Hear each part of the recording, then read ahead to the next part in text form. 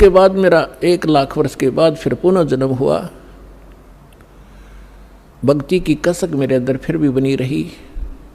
मैंने एक लोमस ऋषि के साथ वाद विवाद कर दिया भक्ति के ऊपर। उसने श्राप दे दिया, रे चंडाल, तेरा चंडाल के घर जन्म होगा, काग चंडाल के।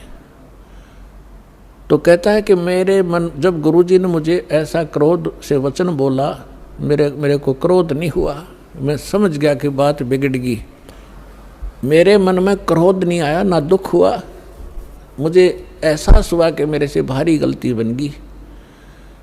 तो मैंने उनके तरफ करबद्ध होकर के हाथ जोड़ के ऐसे मायूस सा बनकर कहा कि हे ऋषि जी,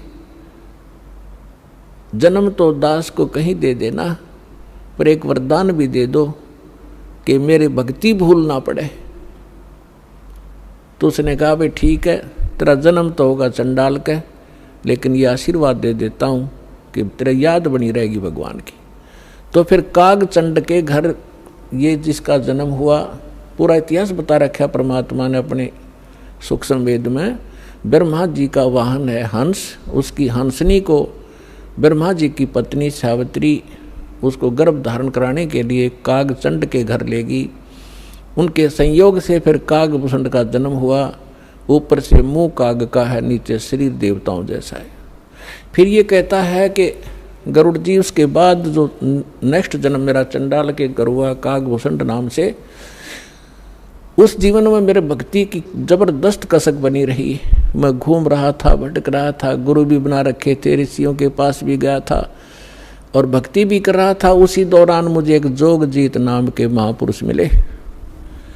उन्होंने मुझे सतलोक और सचखंड और बहुत आगे की जानकारी दी और उन्होंने मुझे एक ऐसा मंत्र दे रखा है, उसका जाप करता हूँ और मेरी बहुत लंबी उम्र उन्होंने बख्श दी है। तो पुण्यात्माओं, वो जोगजीत कौन थे? ये वो परमात्मा है कबीर साहब, हमारे परम पुरुष।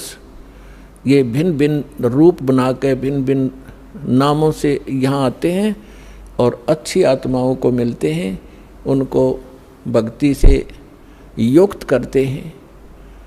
तो जो प्रसंग चल रहा था कि जैसे आप पूर्व जन्म के पुण्यकर्मी प्राणी हो, उनको मनुष्य जीवन मिला है, तो वो आज भी भक्ति की कसक आप में विद्यमान है, आप भटक रहे हो। और कुछ ऐसे व्यक्ति हैं एक ही घर में, एक तो इस ज्ञान को सुनते ही भाग लेता है और दूसरे को समझाने की चेष्टा करते हैं तो भी वो नहीं मानते हैं, विरोध करते हैं। तने देवी देवता छोड़ दिए, तने बैठा दिया है, देवता रुष्ट हो जाएंगे, ये हो जाएगा, नुकसान हो जाएगा, या वो भक्ति करते ही नहीं है। तो इसका कारण बताया परमात्मा ने। कबीर साहब कहते हैं, सठ दल दोनों दीन का, दिल में दोष न धार, सतगुरु का कोई एक है, यू काल का सब संसार।